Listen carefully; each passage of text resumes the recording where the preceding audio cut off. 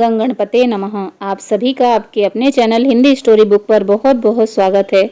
हम सभी पर भगवान भोलेनाथ जी की कृपा सदा बनी रहे। आज इस वीडियो में हम श्रावण मास महात्म्य के छठे अध्याय का रसपान करेंगे। अध्याय शुरू करने से पहले आइए हम विघ्नहर्ता भगवान श्री गणेश और भगवान भोलेनाथ जी का स्मरण करते हैं। ओम गजाननं भूतगणादिसेवितं कपितजम्बूफलचारुभक्षणम् उमासुतं शोकविनाशकारकं नमामि विघ्नेश्वर पादपंकजम्। बोलिए विघ्नहर्ता गणपति गजानन महाराज की जय। देवों के देव महादेव भोलेनाथ जी की जय।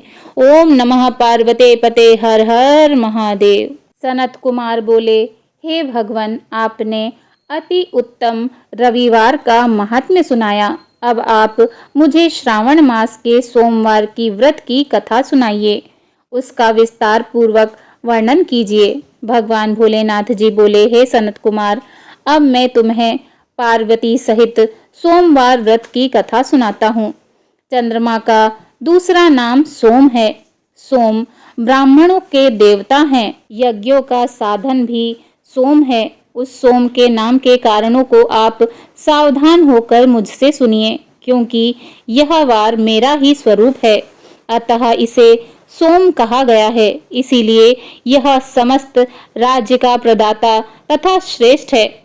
व्रत करने वाले को यह संपूर्ण राज्य का फल देने वाला है।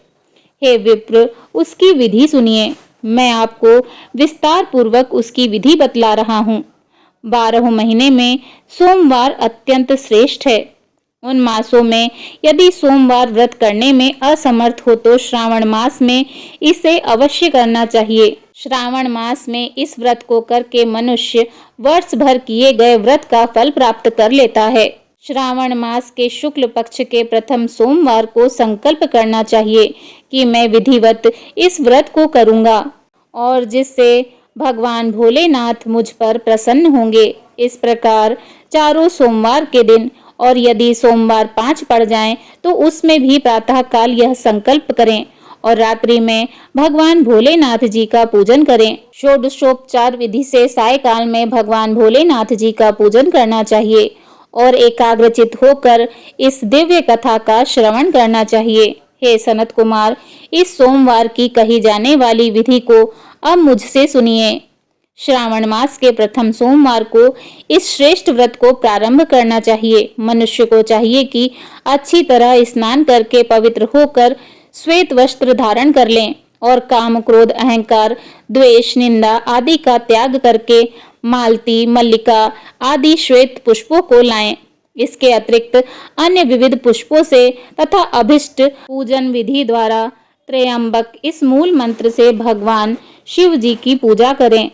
तत्पश्चात मैं शव, भावनाश, महादेव, उग्र, उग्रनाथ, भाव, शशि मौली, रुद्र, नीलकंठ, भगवान शिव का तथा भवहारी का ध्यान करता हूँ।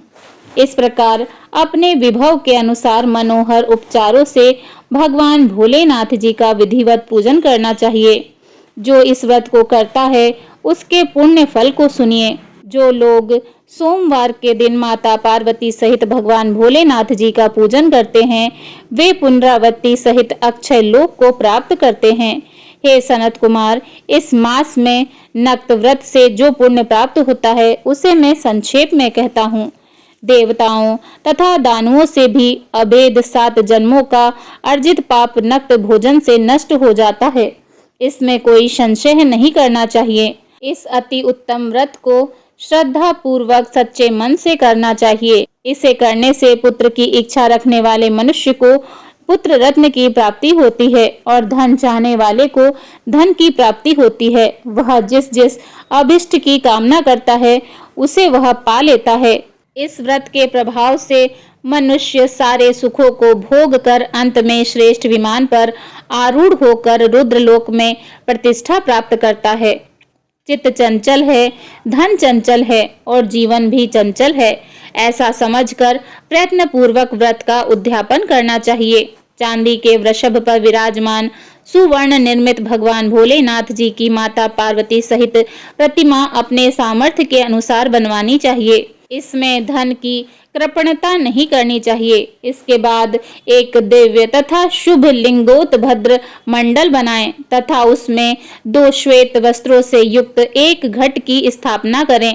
घट के ऊपर तांबे अथवा बांस का बना हुआ पात्र रखना चाहिए और उसके ऊपर उमा सहित भगवान भोलेनाथ जी को स्थापित करना चाहिए। उसके बाद श्रुति, स्मृति तथा पुराणों में कहे गए मंत्रों से भगवान भोलेनाथ जी का पूजन करना चाहिए। पुष्पों का मंडप बनाना चाहिए तथा उसके ऊपर सुंदर चंदोवा लगाना चाहिए। उसमें गीतों तथा बाजों की मधुर ध्वनि के साथ रात में जागरण करना चाहिए।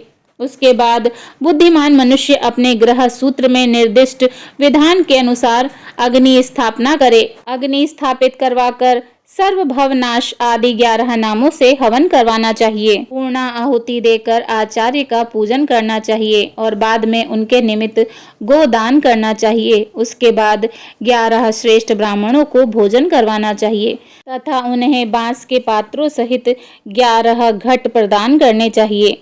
इसके बाद पूजित देवता तथा देवता को समर्पित सभी सामग्री आचार्य को दे देनी चाहिए।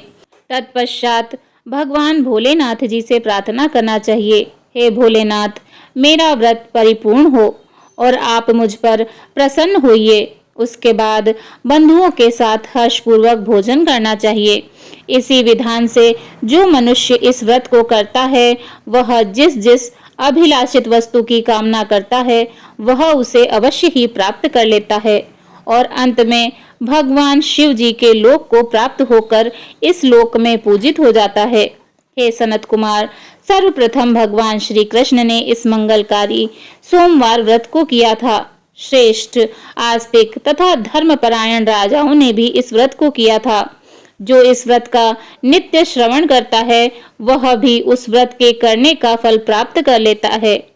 इस प्रकार श्री स्कंद पुराण के अंतर्गत ईश्वर सनत कुमार संवाद में श्रावण मास महात्म्य में सोमवार व्रत कथन नामक 6वां अध्याय पूर्ण हुआ। बोलिए भगवान भोलेनाथ की जय। ओम नमः पार्वते पते हर हर महादेव।